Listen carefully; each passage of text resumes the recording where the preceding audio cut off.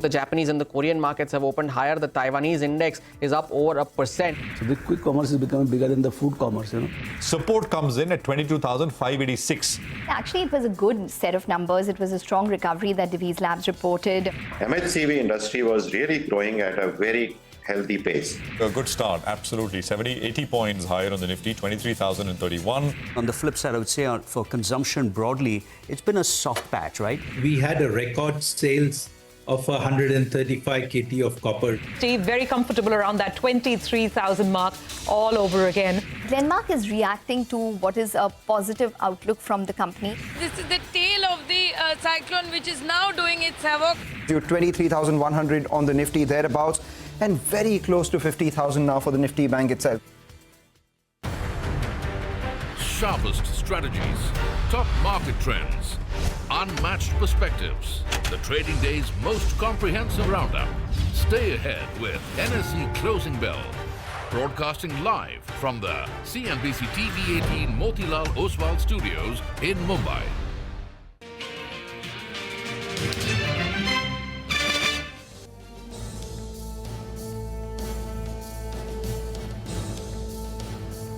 Well, that's the day so far. It's been a good day for the market, continuing, of course, from where we left off last week.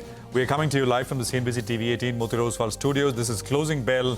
I am Prashant. With me, my colleagues Reema and Surabhi here. Guys, hi, good afternoon. And Nigel is joining in from the newsroom. Guys, hi, good afternoon. Hi, afternoon. Good day, and even better if you are, if you've got banks in your portfolio and mid caps. Banks or some of the large cap IT stocks. And if you're PSUs, you're perpetually happy in this market. I guess that's how it's been going, right? I mean, it's been a good day once again. And banks, basically, as you guys said, right, are closing the gap with what the Nifty has been doing because it's been lagging behind, not by much, a few percentage points. But over the last couple of days, we've seen sharp up move coming in on the Nifty and the Nifty Bank as well. So the rally in that sense continues. It's not as big as it was at one point in the day. The Nifty Bank is bridging the gap.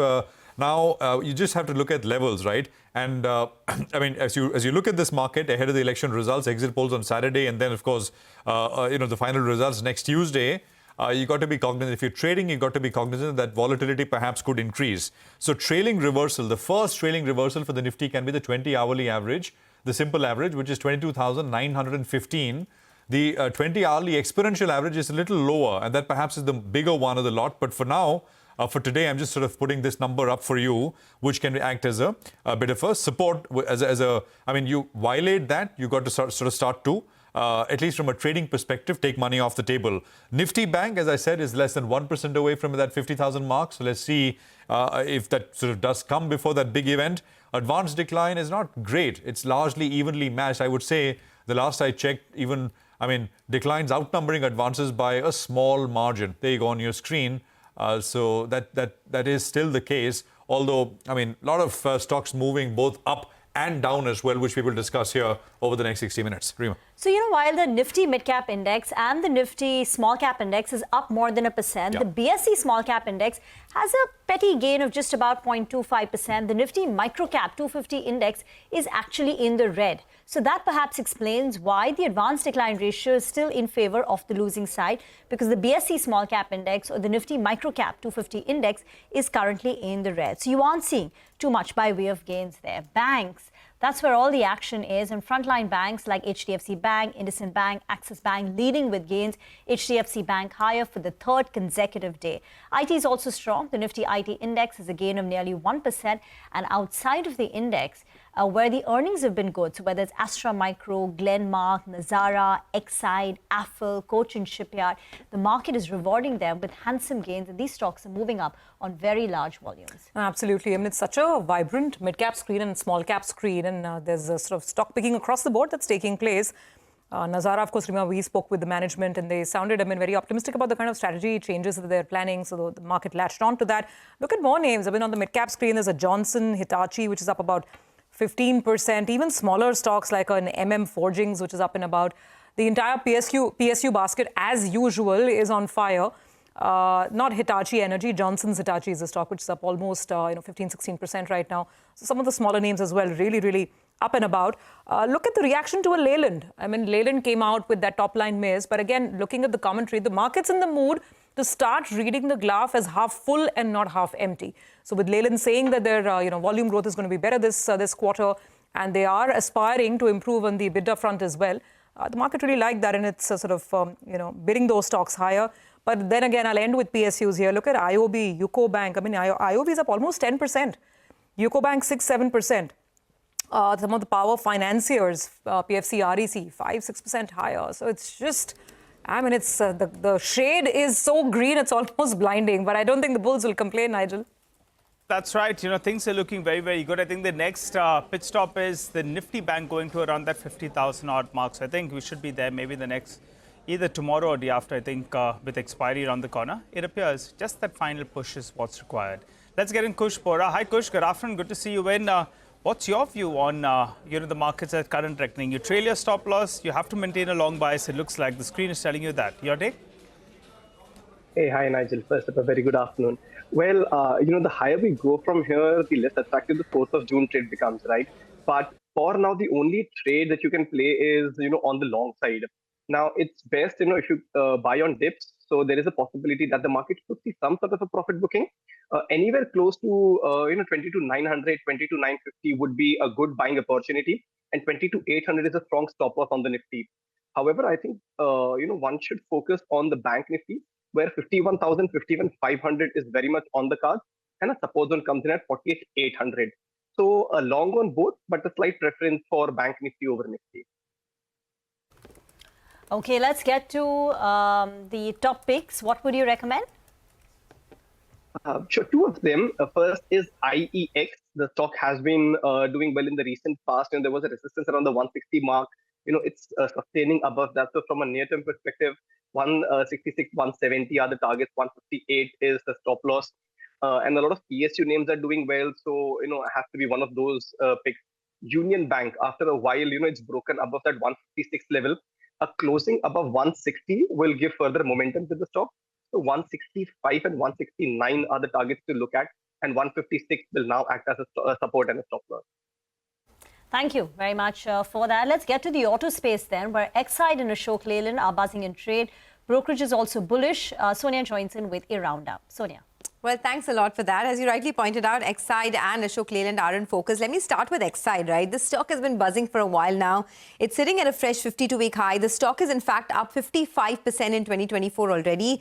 And there are multiple brokerage upgrades that have come through on Exide. Let's look at them. Nomura has a buy. They've raised the target price to 589. Morgan Stanley has an overweight. They have raised the target price to 567. JP Morgan has an overweight with the target price raised to 520. And Investec has a buy. They've raised their target to 545. But why are brokerages so bullish on Exide? Now, there is a healthy growth in the core business, which is its lead acid business. This is because of a pickup in the auto replacement demand and an improving industrial demand as well, as per the company. The electric vehicle scale-up is also on track for Exide. There is an auto recovery, there's an infrastructure push, and that is something that will drive growth. And the lithium-ion investments, which is used for electric vehicle batteries, the lithium-ion investments are well on track as well. Now, brokerages say that the valuations of the company remain attractive. The margin improvement and scale-up of the new energy business remains on track as well. And Exide's return to a 13% EBITDA margin has been driven by supportive raw material costs, improved product mix, and cost optimization as well. So they expect margins to sustain. The other stock that's looking pretty good this afternoon is Ashok Leyland. The stock is at a fresh 52-week high. Brokerages on your screen, the stock is up 20% in 2024. Most brokerages are bullish on the stock. And the reasons for the bullish views are there was a sharp gross margin expansion in Q4 and the management commentary was very confident. They spoke about how they expect demand to improve further going forward. Strong freight demand, higher freight rates, strong replacement demand is something that will aid earnings going forward. And the CV growth momentum is something that will pick up in FY25. They say they're seeing huge demand in the bus segment as well, and they have gained market share in the bus segment over the past 1 year. So these are the reasons why both Ashok Leyland and Exide are buzzing in trade. Back to you. Okay, thanks. All right, Sonia. Got that. Thank you very much. So a big move on these stocks indeed. We have Deepan Mehta joining in. So let's get some thoughts in from him as well. Deepan, hi. Good afternoon. So, let's talk about both the stocks and tell us your preference. Because it's pretty interesting, both on Exide as well as Ashok Leyland. I mean, the market really wants to look beyond the sluggishness of the last quarter, the last year, and look forward to optimistic management commentary. Yeah, so good afternoon and thank you for having me on your show. See, Exide Industries has been in the limelight since that Hyundai and Kia Motors announcement has come, where they have tied up with Exide Industries for their lithium ion and that EV battery venture of theirs, or rather that for those models. And that clearly, I think, has increased the confidence level in the stock, because end of the day, I think we are shifting more towards EV and lead acid battery. Long-term demand may start to plateau. So I think that was a big shot in the arm for Exide Industries, and stock generally is quite attractively valued. It has underperformed for the past 2-3 years when entire mid caps have been rallying. Both Exide and Amara batteries have been pretty much sidelined. But now I think they're coming back into the reckoning, and my sense is that the core business also now is looking up much better because of better trends in OEMs. So from that point of view, I think this particular trading rally in Exide may have some more legs to go up as the Ps get re-rated upwards. Ashok Leyland, I think that I would be a bit cautious because CV sales are kind of flattening off. And with the election season and the formation of the new government, that could just delay the demand for commercial vehicles. Long-term prospects are great, but I think you should expect maybe a couple of more soft quarters. And also for the entire auto industry, what we are seeing is that raw material costs are gradually going up. If not steel, at least copper, aluminium, all those costs have gone up. So some amount of pressure could come on the operating profit margin. So cautious on Ashok Leyland, but generally positive on a medium-term basis for Exide Industries. Any thoughts on Nazara Tech? The Q4 was a subdued quarter for them. Their revenue was declined by close to about 8%. Because of that, they've ended FY24 with only a top-line growth of 4.3%. But the company appears to be laying the foundation for accelerated growth going forward. There is some corporate restructuring underway. They've got a very large cash kitty of 1,400 crore, which will help in M&A. Do you like the stock, Nazara, and what the management had to say? See, Rima, I bought Nazara Technologies at the time of IPO. And since then, I have exited the stock because I've been very disappointed with the performance. It's one company which has, I think, not lived up to its expectation. You are the only listed gaming company, and look at the growth rates. They are like single-digit growth rates, which doesn't really appeal, and valuations are sky high. Whatever profit growth you have seen in the fourth quarter is largely because of other income, because they're sitting on these cash balances and they're earning interest income. And what I understand now after listing is that it's more like a venture capitalist company. They keep on acquiring small stakes, or other majority stakes in small ventures, small companies. And there is no real coherent strategy whereby it can really accelerate growth to that 40-50% type of top line, bottom line growth, which is what we expect a gaming company to do. So I think if you look globally, I think gaming companies and gaming businesses are so hot and they are so highly valued because the growth rates are phenomenally high. But we don't see that in Nazara Tech, and all the time there are just these M&A activities and raising of funds and now promoter selling to another promoter.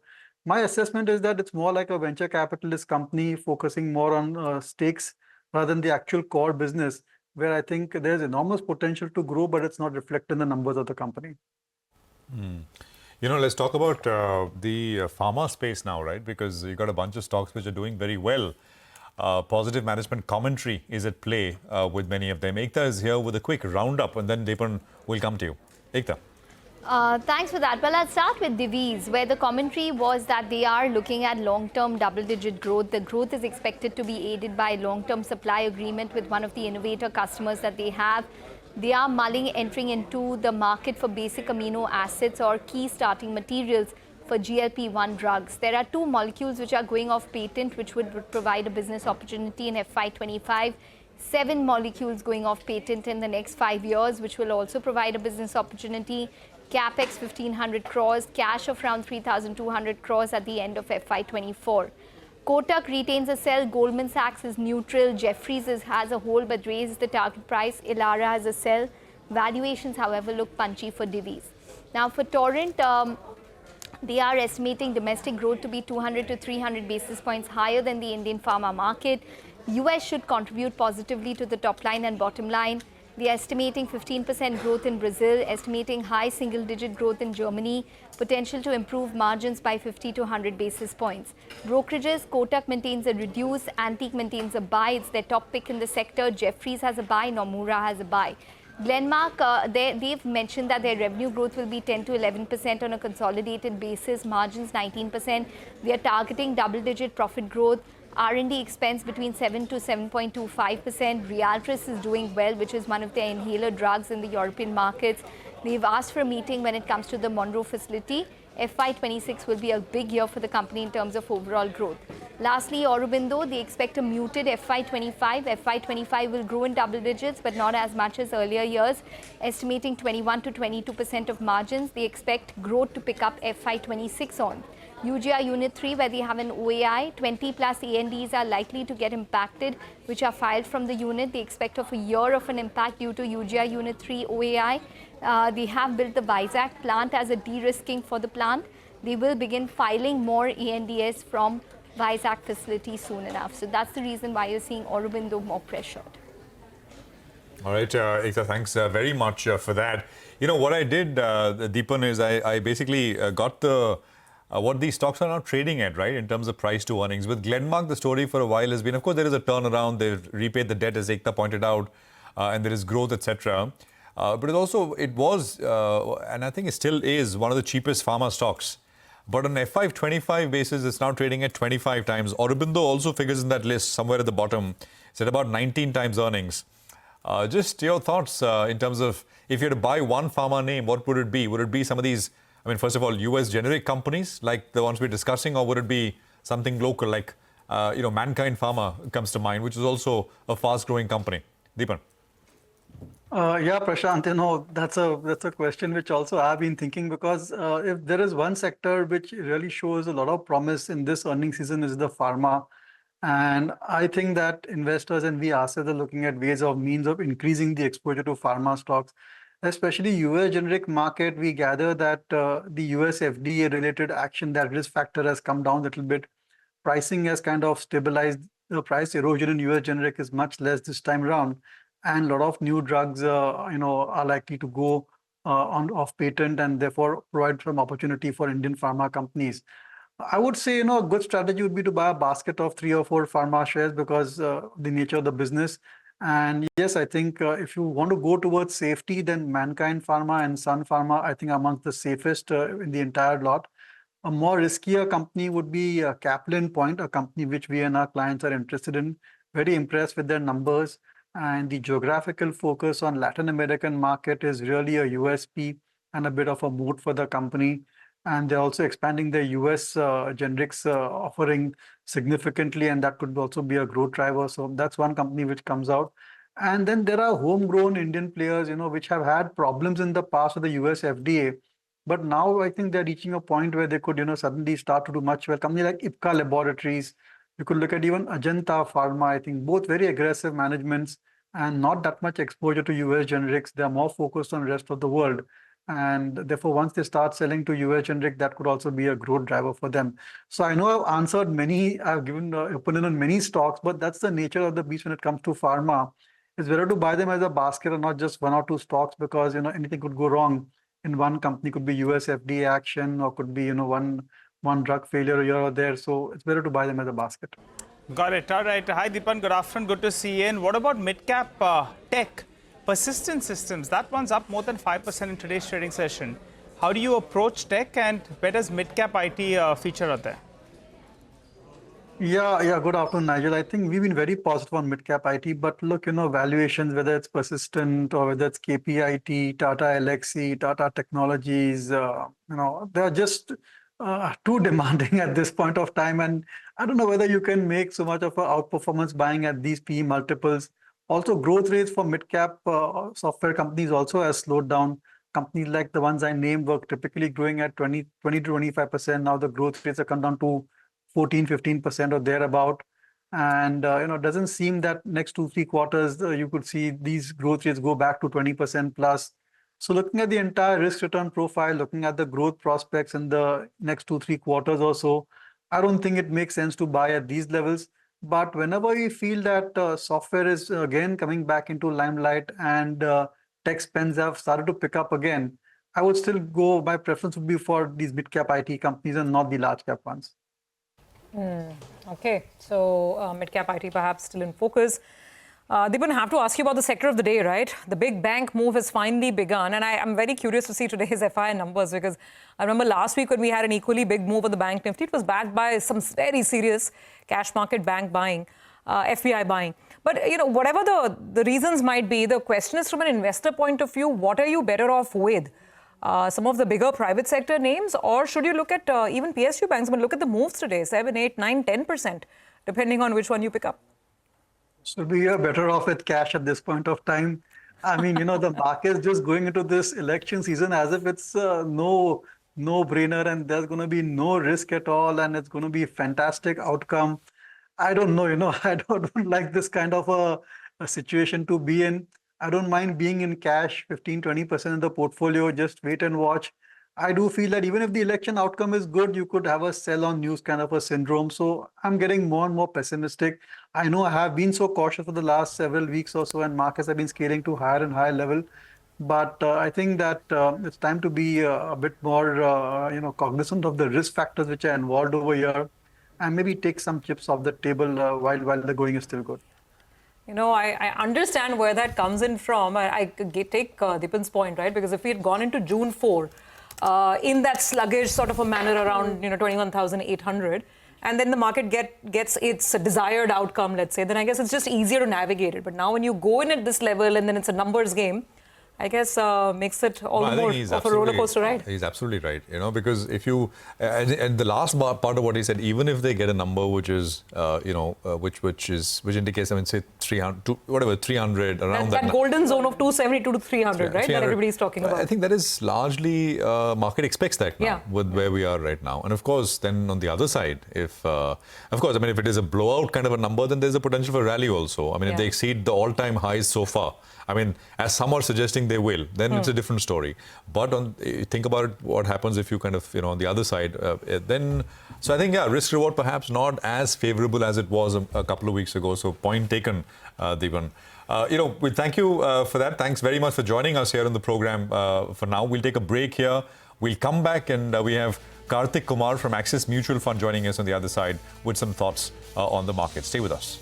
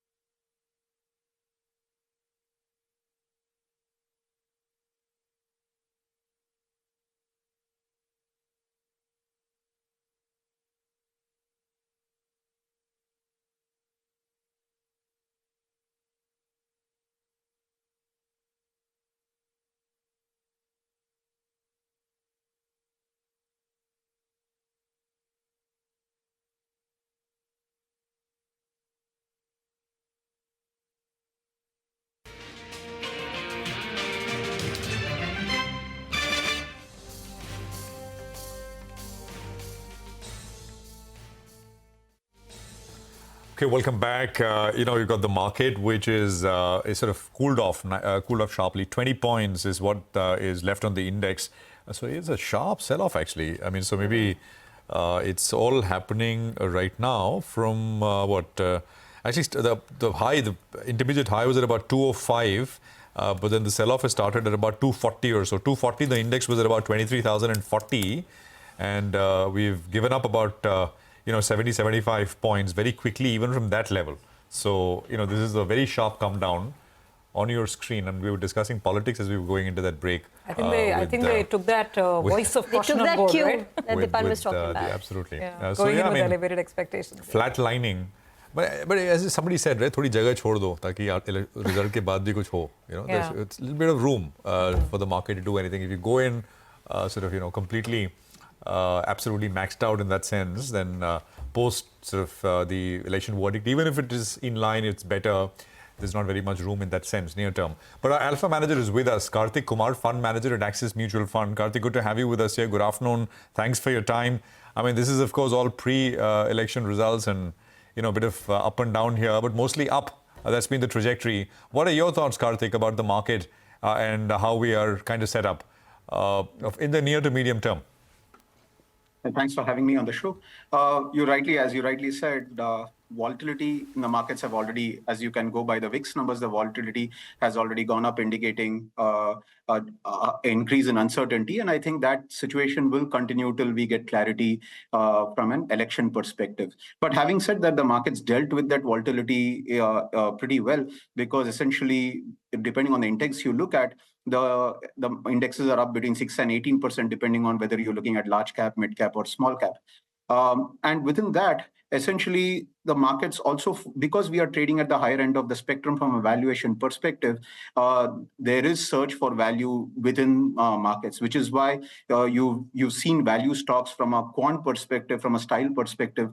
You've seen value as a style doing well, and that it was in fact one of the better performing styles last month, and that was after a brief hiatus of a couple of months. It's been the style over the last 1 year. So, which is why you're seeing value style doing well. And value stocks which have a growth tailwind have done even better. Case in point being some of the value stocks that reported better than expected numbers or gave out a good outlook have kind of seen disproportionate moves in their share prices. So I think that style will continue to do well from a purely quantitative framework perspective, especially the ones which also have a growth tailwind to it.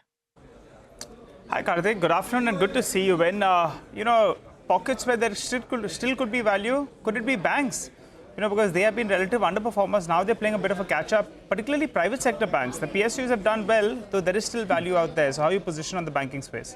So on the banking space, I continue to remain underweight the large private banks.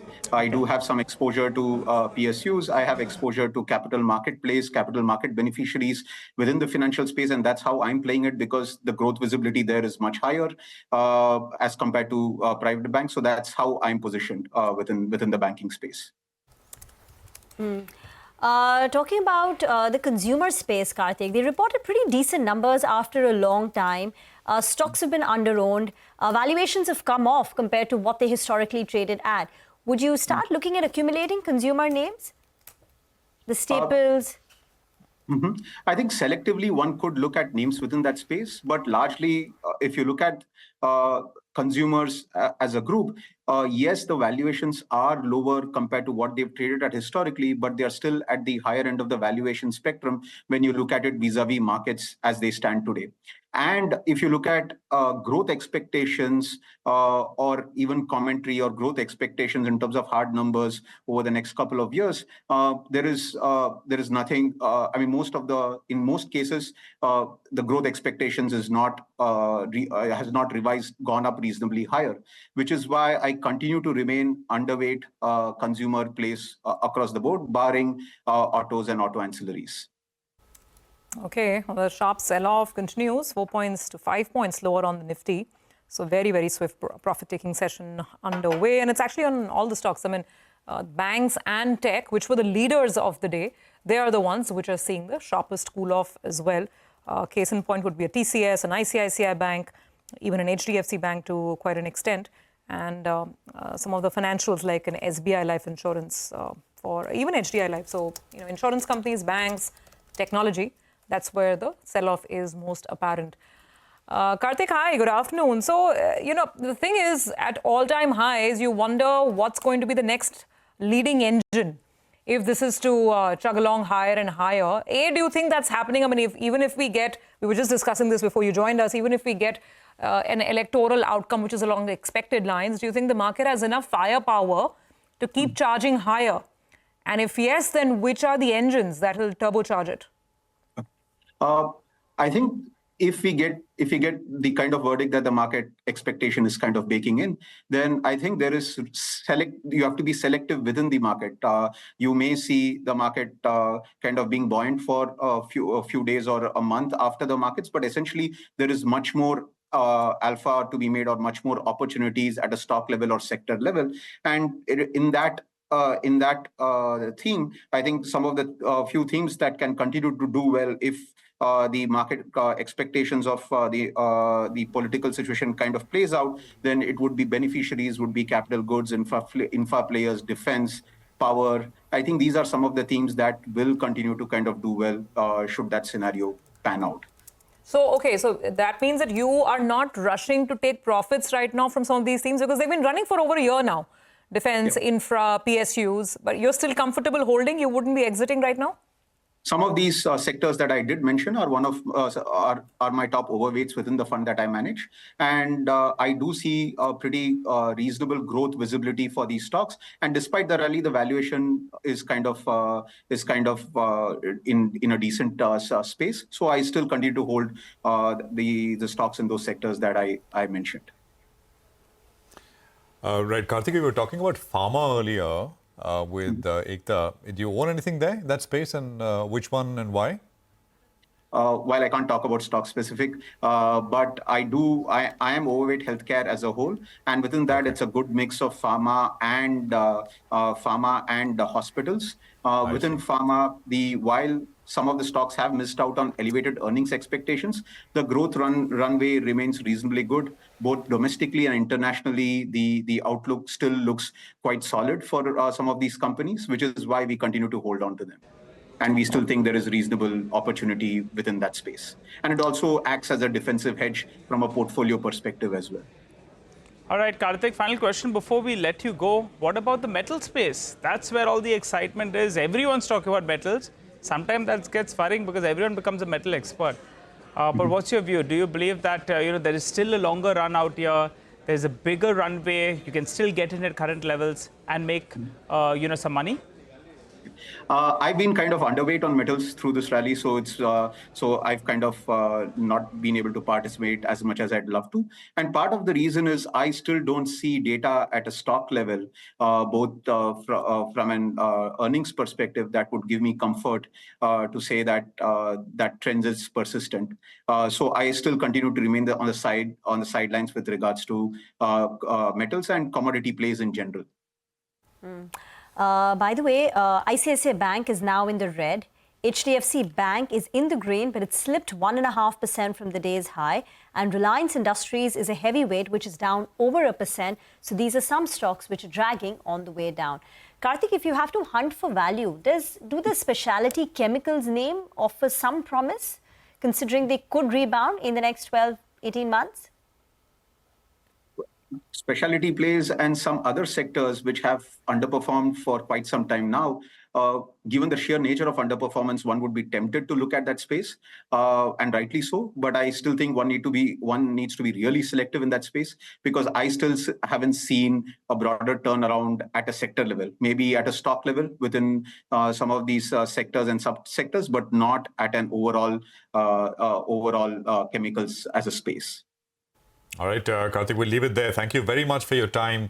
It's a pleasure having you with us here and speaking with you about the markets. Well, the index is down 16 points, which means it's, far cry from where the market was early on in the day. The high, of course, was made at about just before 1 p.m. And from there, it's been a steady kind of a slide, although it's really picked up at about 245-ish is where the market started to really sell off. And we're at about 22,940 coming through. We'll take a quick commercial break here. We come back, dealing room and what's happening there, D-Street Chatter with Nimesh, and we'll get you some short-term trading ideas as well. Stay with us.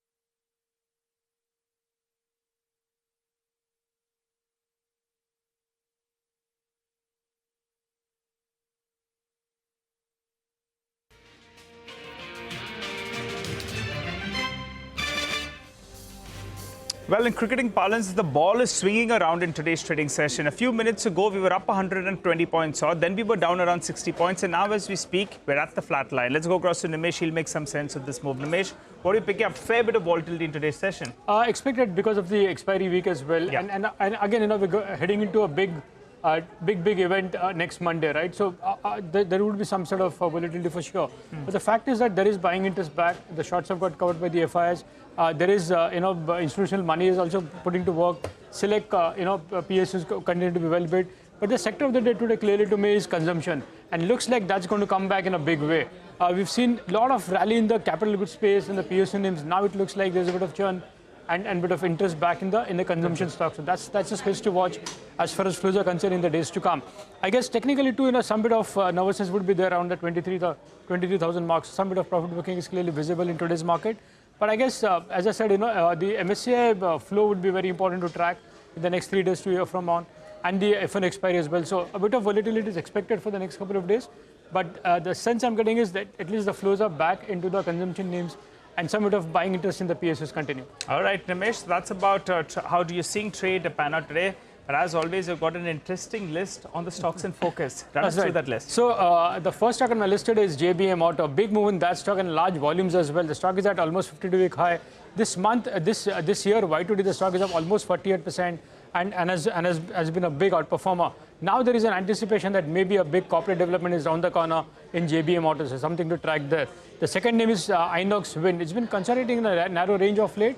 But here, I understand there's going to be a large block deal very soon. Potentially, the promoter entity could be the seller in Inox Wind to just repay the debt further. So that's the buzz there in Inox Wind. The third name is Finolex Cables. For second, they're running big move in that stock as well. Again, on large volumes, the stock is up another 10% in today's market. I understand a couple of family offices and a leading AIF is an active buyer for the last couple of days. That's the reason why big move and on large volumes as well. And the last one is Zomato. A sharp uptick in Zomato as well in intraday from the today's low The feedback is maybe the selling pressure from a leading FI fund is largely over. Nearly 3 crore shares got marked for delivery in the last couple of days, and looks like the selling is largely over in that particular name, and it's an uptake in that and in Zomato as well in today's market. Okay, all right, got that. Thanks very much, Nimesh. Interesting names there on the list as usual. Phenolic especially, had a good move towards the end of last week as well. And more buzz that Nimesh is picking up. Well, with that, let's get back to the markets, which have turned so volatile in the last half an hour. Kush Bora is here with some advice. Kush, so how would you look at it? This was, a complete slam dunk on the Nifty. So a lot of people with long positions suddenly getting wiped out. What would your advice be on the index and, of course, any individual stock trades finally? Well, markets have really been gracious enough to give us that dip. Just at the start of the show, we were talking about a pullback to a 20,900, 20,950. As I said, the markets have been gracious enough to give us that. So I think the Nifty and the Bank Nifty themselves make for a good BTSC trade. Particularly the 49,600 call option on the Bank Nifty is someone is keen. But do keep your stop losses and risk management systems in place. As far as stock specific action goes, I heard what Nimesh said, about the consumption stock, and one of my stocks actually happens to be from that space, which is a Godrej Consumer. The stock has taken support at the 20-day moving average and making headway, on the upside. So 1350, 1375 will be the targets. 1310 is, a strong support zone. So that should act as your stop loss. Also from the pharma space, Granules has made a very smart recovery and is heading towards, much higher levels. But from a near-term perspective, 444 and 451 are the targets to look at, and 432 is where I would place my stop loss. Okay. All right. Thanks very much for that, Kush. We'll leave it on that note. I'll let you enjoy the rest of your afternoon. Well, let's move on then. Motilal Oswal has unveiled a new 6-story tower in Bengaluru. Our colleague Ritu Singh caught up with Ramdeo Agarwal, chairman of Motilal Oswal Group, and asked him about what to expect from the markets on the back of the June 4 outcome and a lot more. Take a look. From domestic side, definitely you'll get to see a lot of excitement depending on what kind of mandate is there. See, the fun part is that all the people in political circle, the party bigwigs, they know the outcome because they are seeing the exit poll on a daily basis. 5 phases are done. They would have some kind of inkling from their own, exit poll. Because exit poll is done the day on which the voting is done. So they have the result. But public, it can be done only after the last. So my sense is the way they are talking about whatever large number, 300 plus, 340, 350, I think they might be, they almost can see what is going to be the outcome. So even the betting markets, which is much more independent and they don't listen to anybody, no nonsense, and you can put your bet.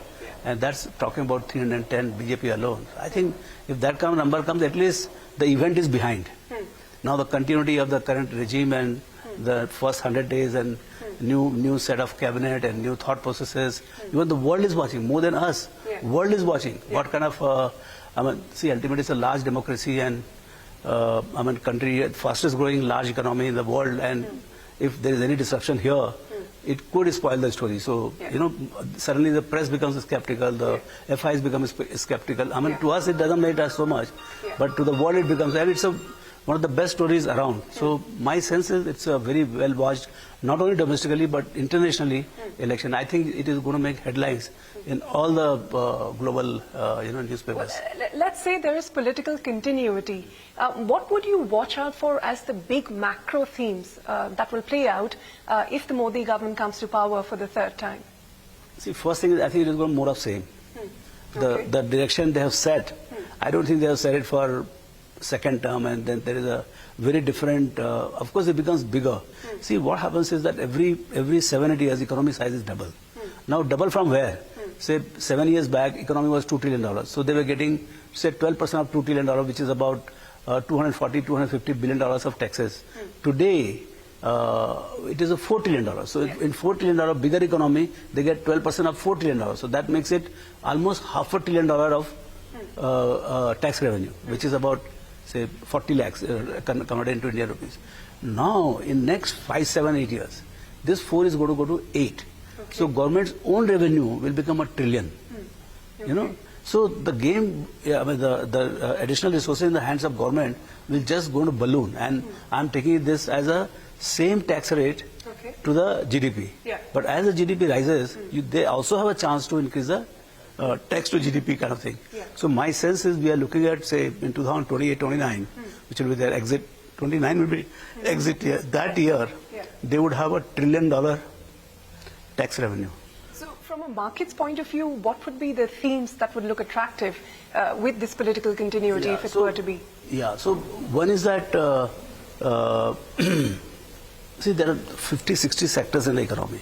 Now what happens is, any given point of time, all of them are neither going down nor all of them are going up. So right now we have about 20, 25 sectors which are doing very well, and 30, 35 sectors not doing so well, you know.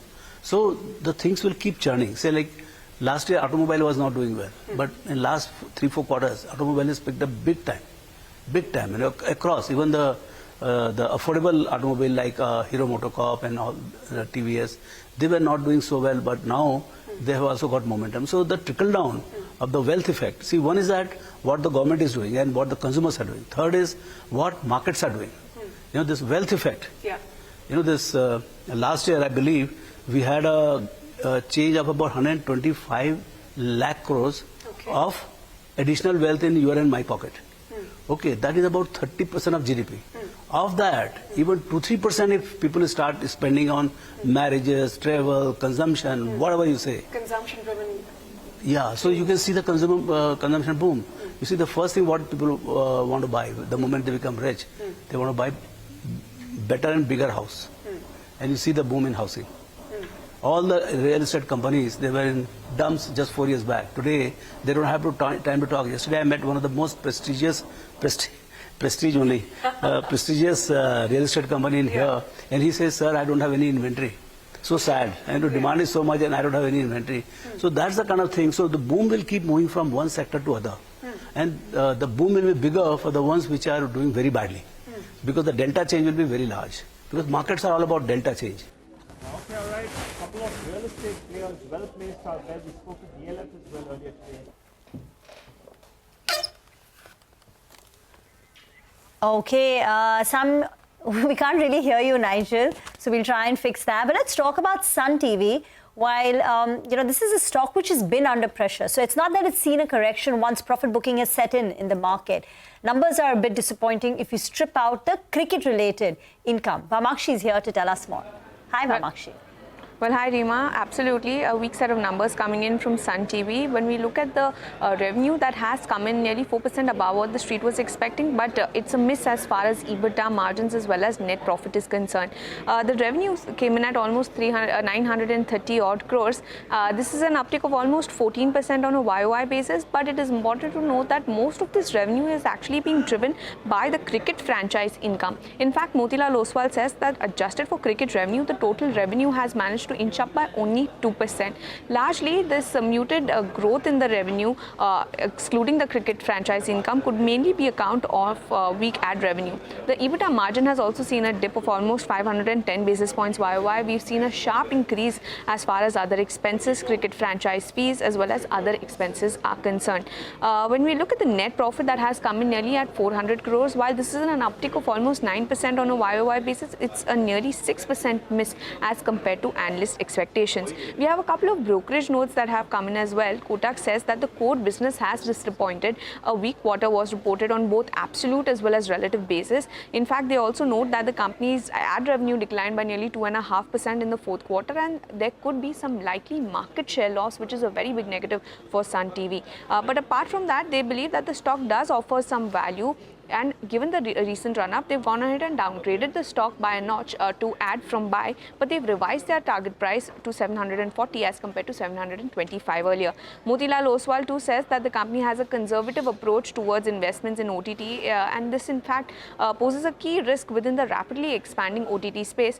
They broadly retain their estimates, and they are factoring in gradual recovery as far as ad revenue is concerned, continued momentum in the subscription revenue, and higher IPL revenue in FY25 owing to the team's performance. Going forward, they expect revenue and EBITDA CAGR of 7% each from FY24 to 26. They've reiterated a buy target price of 790 rupees per share. But overall, it's a weak set, and as a result, Sun TV declining in trade.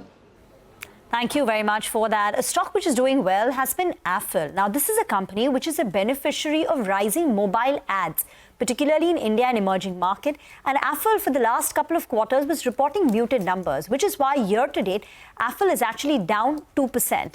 But this quarter, they've reported strong numbers, a 40% top line growth, which is driven by 18% organic revenue growth, very steady margins. Margins for the company have been steady between 19 to 20%, and the bottom line too has seen a growth of close to about 40%.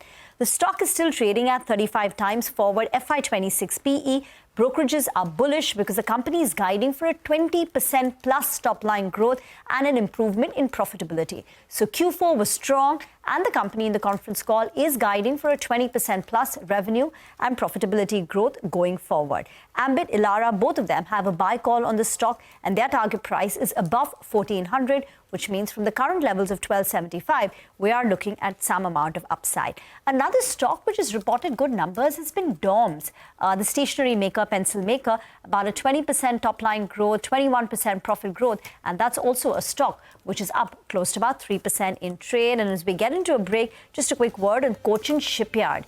This is a stock which is up 200% in the last 1 year, with strong numbers, and the stock continues to get rewarded. Cochin Shipyard is still up close to about 3%. Very strong operational performance for Cochin Shipyard. So year to date, it's up 200%. In the last 12 months, it's up 720%. But that doesn't stop the stock from moving up on the back of good numbers. Get into a break. We'll come back with more on the markets.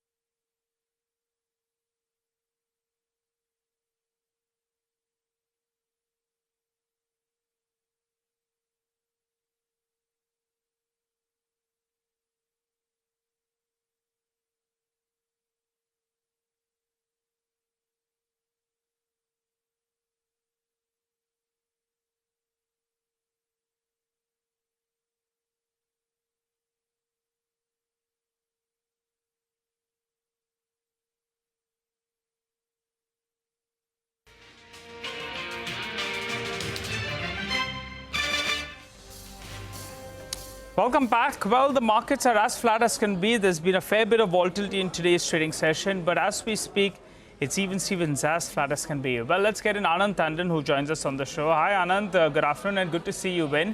What do you make of Grasim? You know, they came out with this set of numbers last week, and now it's a bigger event because you track for the management commentary as it tries to transform from just a holding company. Bulk of their value comes in from Ultratech.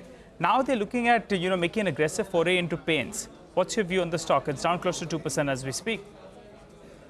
Well, the paint foray has been announced and has been around for a while now. The key issue is that it's not an easy business to enter, and though they have committed a lot of capital in it, I think what will happen is that in the near term, you are likely to see damage to other paint companies in terms of the aggression that Grasim may bring to the table. But you're not likely to see necessarily a corresponding increase in market share for Grasim. So, of course, they will take some amount of market share, But other people have tried in the past to try and enter the market, and it has been somewhat difficult because the value proposition that you offer to the dealers is something that is a little difficult to beat, given where we are already in the market. It is not typically a product which is easy to penetrate. So with that kind of caveat, the wager value for Grasim will continue to come from the holding that it has in Ultratrek and so on. And I don't see that changing anytime soon. So you are really looking at the bulk of the value being driven from there, and then the rest of the businesses that Grasim is in. Therefore, at least for the near term, I think you are really looking at cement, and cement has been a bit waffling because of the simple fact that whenever you increase the prices, the volumes have to contract, and vice versa, and therefore the margins remain somewhat subdued. And that's the same scenario we have seen in the near term. Okay. Anand, hi, good afternoon. Great to have you with us on the show today. Let's get your thoughts in on power financiers. I was looking at PFC and REC, both the stocks as usual, one more good day, 4.5% up. And this is on the back of some very strong trends, right? I mean, the stocks have rallied 200% in the case of, 276% in the case of PFC in the last 12 months, and over 300% in the case of REC. Now, of course, Q4 actually, to be honest, the numbers were pretty decent, asset quality held up. But just what do you make of these trends? Given the rally, yes, there's more power capacity being added, especially thermal. But then just looking at the stock run-up, what should one be doing? So, just roll back a few years when power was out of favor, and most of these companies were being criticized for being companies with a portfolio based only on one single sector. One of the key issues in terms of lending money is that you want to remain as a diversified portfolio, because that way, if there is a problem with one sector, you are able to manage by having the other sectors kick in. And it is unless there is an overall cyclical downturn in the economy. Power, of course, is doing exceedingly well right now, but you have to remember that much of the growth that PFC REC will become bringing in will still be through public sector companies. The question, therefore, one should be asking is that have you actually seen a huge improvement in the financials of the distributors, for example? So it's not necessarily the generators, because of the fact that you'll have to get your money from the power distributors. Has that been sorted out? The short answer is, despite various efforts by the central government, most of the power distribution companies, which are not privatized, are in bad shape. Take the case of the state I stay in, which is Telangana. We have almost 80,000 crores of debt on the power distributors book, and this is a small state compared to some of the others. Therefore, whenever you actually get into a situation where you are not able to raise the prices, and you are going to be in that situation fairly soon, the question will be, how are you going to repay it off? So while it looks very good that yes, there is demand for power and therefore power generation and everything else is doing well, on a longer term basis, you have to keep in mind that the challenge for a lender has to be a diversified book. You're not going to get that in RECP, PFC and so on. Though there was a move some time back to actually have them diversify. And if they are diversified, well, they are like any other bank. So net, I would not be I would be somewhat cautious given the kind of run-up that you have seen. If you had bought it when it was down in the dumps on the basis that these are government companies and therefore will not default, at least you had a chance to make money. What exactly are you playing for now? Hi, afternoon. What about something like GMR Airports? Jefferies today has initiated coverage. They've put a target price at 100 rupees. And they're saying that, one, it will be a beneficiary of the strong air traffic and the pickup in travel and tourism. And two, it's also a retail consumption play, and particularly premium consumption. Would you be interested in GMR Airports? So there are very few airport companies listed. Airport as a business is, travel as a business is doing well. But if you were to look at the number of planes flying over the last 3 or 4 years, have they actually increased or reduced? It is very clearly the case that the capacity in the airlines business has actually fallen. And that is the reason why airline companies are beginning to do well, because they are able to raise prices because there is a lack of competition. And given the mess up that Boeing is doing in terms of manufacturing, it is unlikely that thing is going to release very soon. So you will still continue to have a constraint in terms of numbers of planes coming up. Therefore, is GMR going to charge more per plane? I doubt it. Are they going to therefore benefit because there are fewer planes? I doubt it again. GMR actually will make much of its money from the huge real estate that it has. They have tried so far and failed to monetize much of their real estate and get revenues out of that. But if they were to do that, then that is where probably you are likely to see some upside. And given the fact that many of the airports largely are outside the city, that has been taken a while. Now maybe there is better connectivity in some of the airports that they manage, and therefore you are likely to get better realization from the real estate. So no consumer play there, very little upside from the airline business. But yes, the real estate thing gives you an upside possibility. Okay, Anand, we'll leave it there. Thank you very much for your time. As always, good conversation and touching upon, many stocks here in our short sort of time together. Well, 20 points lower on the Nifty, 22,935 is where we'll end the day at. And it's going to be a down day. And of course, off the highs by quite a bit. The high for the day today was 23,110, actually 23,125. In the morning, and actually on Friday as well, is the trend line resistance. This is basically from joining the highs of January 24, March 24, and April 24 as well. So it's a upward sloping trend line. And today, it almost exactly fell short by 5 points basically. Got to that level, which is 23,125, and then saw a very sharp reversal. Of course, that touch happened a little before 12 noon. And the market sort of dipped and dipped. Banks did, of course, much better, about 0.7% higher on the Nifty Bank. And the mid-cap and small-cap parts of the market also did much better, solid 0.75% to 0.8% gains. Although market breadth, I must say, was a little weaker with more down than what was up. Rima. Well, in the frontline pack, ITC and Reliance Industries. On ITC, there are certain calls coming for shareholders to vote against the demerger of the hotel business. So ITC was under pressure and Reliance Industries sold off nearly 1%. A couple of these auto names too were ended deeply in the red, particularly Eicher Motors and M&M. Though outside of the index, you had Exide and Ashok Leyland reacting positively. Pharma names were up and about, whether it's Divi's Laboratory, Torrent Pharma, or Aurobindo Pharma. Adani Ports reversed some of Friday's losses, and IT came off from the highs, but you still managed to close up in the green with 0.5% rally. That's true, but I mean, the mid-cap market is where the excitement was still intact, though large caps cooled off. I mean, look at the way stocks have ended. Ashok Leyland, 8% up after strong management commentary. Glenmark Pharma, 8.5% on the higher side. Then more names. I mean, JBM Auto, 8%. Phenolics Cables has put on another 16% today. So some tremendous moves out there in the mid-cap market. Nazara Tech, it's just fascinating. The company's numbers, you can argue, were just about okay. But the management commentary is what the stock latched on to. Company talking about a lot of M&A, a lot of strategic changes, 11% up on Nazara. And then, of course, the PSUs can't end without talking about them. So IOB, UCO Bank, Punjab and Sindh Bank, very strong day for PSU banks, specifically PSU banks, and of course the power financiers as well. So that's the end of play on Monday. The large cap screen fizzling out in terms of the gains, but the mid caps not having a bad day really to end things. With that, we will call it curtains on Closing Bell. Thank you very much for being with us, but don't go anywhere because Markets Forward will take the action ahead.